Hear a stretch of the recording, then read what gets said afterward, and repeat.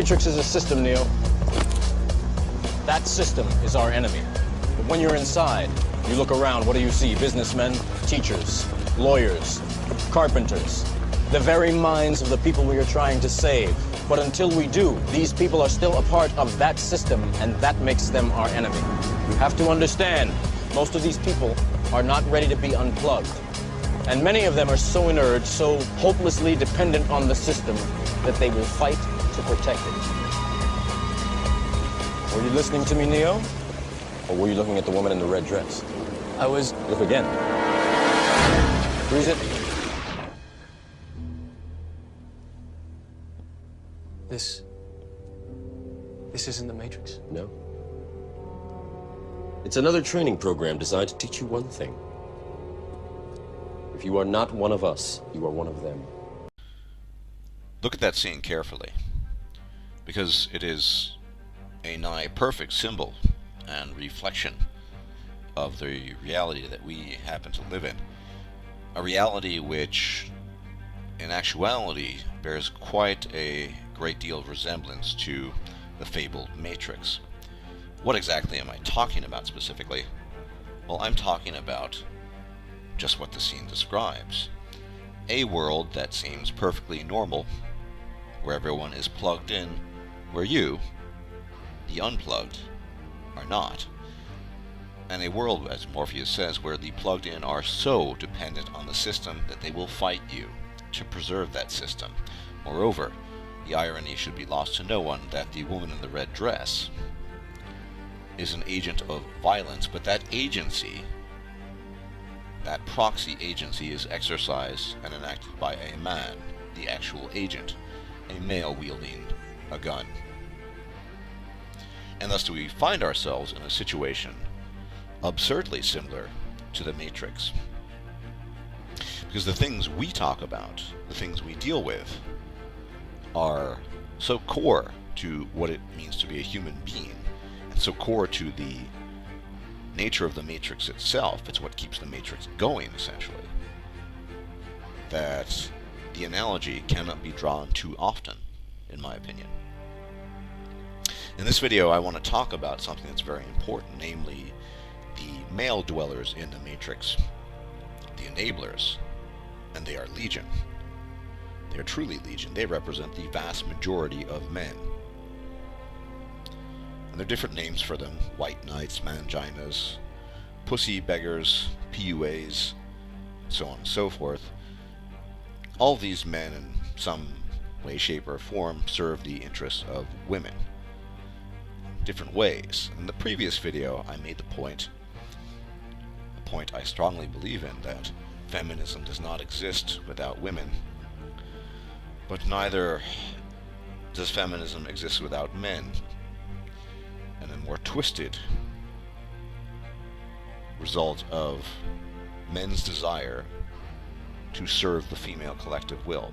The collective desire of men to serve the Borg consensus, if you wish to call it such.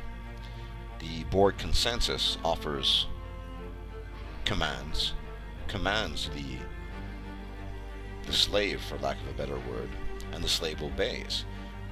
The slave obeys even when it's to its own detriment, or even when it's to the detriment of other slaves. That is to say that feminism came about because men, constantly listening and heeding the words of women, the desire to satisfy women's wishes, they put the laws into practice. They made desire into law. But this is nothing new, because this has been going on for millennia, if not millions of years. Men have always kowtowed and adhered to the desires of women. Men have always been what women wanted them to be. They've always subordinated their desire for freedom to their desire to reproduce. In rare cases, some have thrown off those shackles. Not many, though. And let me just say, I'm not going to talk much about women in this video, that generally speaking, women are a lost cause. Generally speaking, on the whole, women do not have the best interests of men at heart, and they cannot be seen as men's advocates in that sense. And simply because a lone mother with a son, who's having problems with the legal system or in the culture recognizes that there's a problem does not make her a philosophical champion or advocate of men's rights or of men's issues. Generally speaking, women will advocate for themselves, and women's interests, female reproductive interests, often stand in direct opposition, in diametrical opposition to men's wishes. Only that, for millennia, men have subordinated their own wishes to acclimate themselves to the wishes of the female. You see, we place way too much value in the golden uterus. The golden uterus, as I said, overinflated, hyperinflated in value. So I want to talk about male enablers. All those men in the matrix, effectively in the matrix. All of them. Most men are. Because these are the men that will throw you under the bus, that will hate on you, that will, in some cases, kill you for the sake of female approval. You know, bros before hoes, that's just a catchphrase. Always has been. It has no real meaning. Not for most men. And I'm making this video because it's important. Because just as women will not be the be-all and end-all, the final means of changing things, if things can be changed at all, and I have grave doubts regarding that, it stands to reason that men will have to be that fulcrum of change. For a simple reason that it's only men that will, to the extent that they have at all, any interest in pursuing their own interests as men. It won't be women. And I don't hold that against women. I don't. Women should and can pursue their own rights, their own issues, but it's time we come to acknowledge that those rights and issues do not coincide oftentimes with those of men, and that we are often pursuing oppositional goals. But that said, men are the primary problem in light of this particular angle of looking at things, because men always enable female behavior. Proxy agency, the woman in the red dress turning into the agent with the gun. There you have the symbol. As long as men have done and continue to enact or give shape and form in the form of action to women's wills and desires, we're going to have a serious problem. Because quite frankly, without that desire to please the female, things would indeed be very different. It would be a completely different world. You see, when I look at history, I see a succession of men pursuing a primary interest in pleasing the female. Many of the great wonders of architecture, of the engineering feats, were done primarily based on a desire to compete for the sake of access to reproductive resources that females happen to offer men. And so, whilst those achievements themselves are quite impressive, and no, they are impressive, the issue here is that the motivating factor was one that was not based on rational self-interest or the interests of the individual or interests of men, but one simply of the typical dominance hierarchy competition. There's a difference between pursuing an interest because you're passionate about it for its own sake, because it gives you fulfillment, and doing it because you think it will improve your station. They are very, very different things indeed.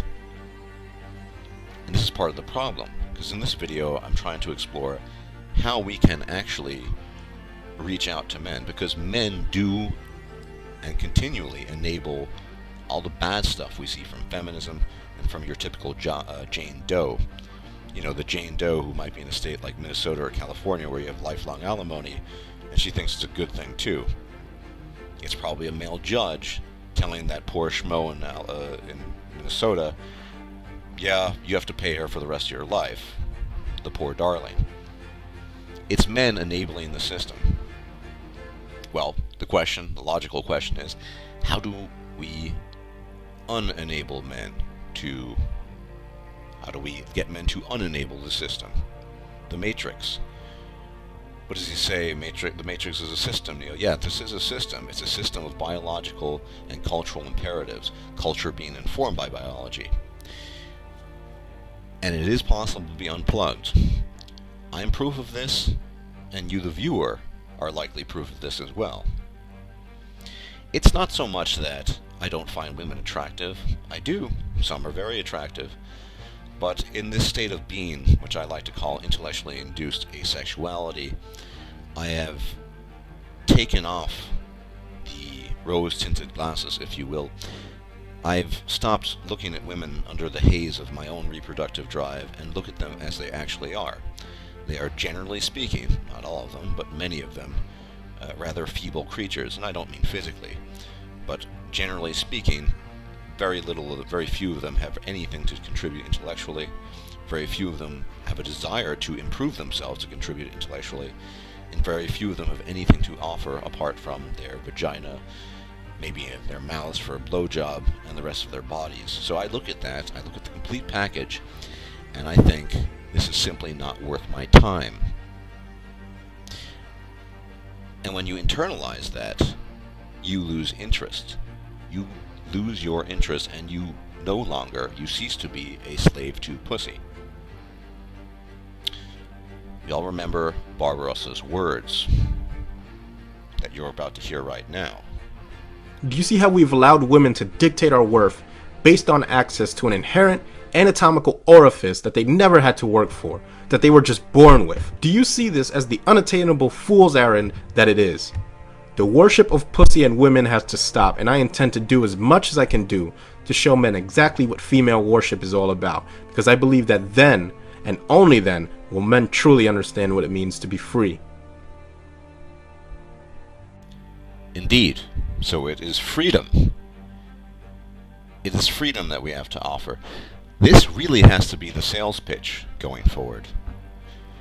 If we are to deprogram, to unplug the armies of men stuck in the Matrix, the enablers, the only thing we can offer is freedom. And as Barbarossa has intimated in previous videos, men are constantly caught between the desire for sex, for reproduction, and the desire for freedom. And I'm convinced that almost every man, upon proper reflection and introspection, will realize that freedom is a far loftier goal, will realize that freedom is a far greater goal. Because the caving into the reproductive drive comes at so many costs in today's world, far more than they're worth. Be it the legal system, the day-to-day dealings with female shenanigans, the whinging, the whining, the manipulation, none of that is worth it. Ask yourself next time you spend a couple of hours hanging out with a woman and then fucking her and then wishing you were on the other side of the world when you're done, if that was a worthwhile pursuit of your time. Could you have been doing something else? Be it entertainment, spending time with friends, engaging in intellectual pursuits, empowering your mind, learning science, whatever it might be. Would that have been, was the amount of time you spent with that female a good and useful, productive use of your time by way of comparison to things you could have done that would have been either more enjoyable or more fruitful to you as an individual? This is the key to understanding what freedom is about, and that pursuing these sorts of things with women is giving her validation and lending credence to the erroneous belief that she has a greater value than a man, a greater value than your mind, because ultimately, beyond physical strength, the defining characteristic of man as a being is his mind. It is man's mind that has conquered civilization, and man's mind that has launched him into the stratosphere. That is a far greater gift than the curves, breasts, and uterus of a woman. And yet we are blindsided constantly. So the sales pitch, and it is a sales pitch, we have to offer men, is that their choice is one of freedom or non-freedom. You will never, ever, ever be free if you find yourselves in a serious relationship or a marriage with a woman, because that marriage and that relationship will be predicated on her desires and your submitting yourself and your own subordination to those desires. To the extent that that marriage is smooth, or that relationship is smooth and without rough edges, that too will be predicated on your willingness to cave into what she wants. Where you do not cave into what she wants, there will be problems. There will be friction, there will be stress, and stress, I might add, is something you should avoid at all costs. Always avoid stress. It makes you sick, and then it kills you, quite literally. Freedom, on the other hand, pursuing things that you enjoy on your own time, at your own pace, that is something very, very different. It alleviates stress. It allows you to live the life that you want for yourself and for those you choose to share it with. That's ultimately what going your own way is about. It's not about not caring about anything. It's about caring about the things you care about, as well as the people, the individuals that you care about. And there's no female and no relationship in the entire world that can offer you the freedom that that sort of lifestyle does in fact offer you. Remember, any form of relationship will be a negation of that freedom, particularly marriage, where you have the state and laws involved. And I think there are enough men out there who, if you offer the sales pitch to them, might begin to see the light, might begin slowly to unravel and become unplugged. It only takes a little bit. So many men out there have this feeling of unease, that something is just amiss, something is wrong in the atmosphere. Their entire lives, I know that was the case with me, and all they need is a little bit of a shake on the shoulder, an awakening. That's all they need. But until then, the masses of matrix men, the wielders of guns, disguised as women in red dresses, they are in fact our enemies. Make no mistake, because they will kill you, quite literally in some cases, in order to protect their female masters.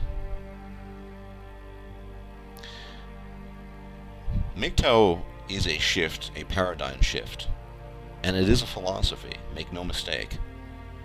It is the recognition that, quite frankly, women's reproductive resources just ain't good enough anymore. They need to offer more to both men and to the world. And they need to be held accountable for their actions. But that's only going to happen because I don't believe women are in large measure capable of that. A few are, not many are. It'll only happen if men start taking the red pill. It will only happen if men start being concerned about personal freedom and liberty for themselves and for and whoever they choose to share that with. It's not women who are going to change things, it's men as usual. And it's up to us to help men navigate that path, and it's up to us to try to awaken and unplug as many men from the matrix as we possibly can. This is a task we should all be thinking about, and this is what I see as my primary task. Thanks for watching. Take care.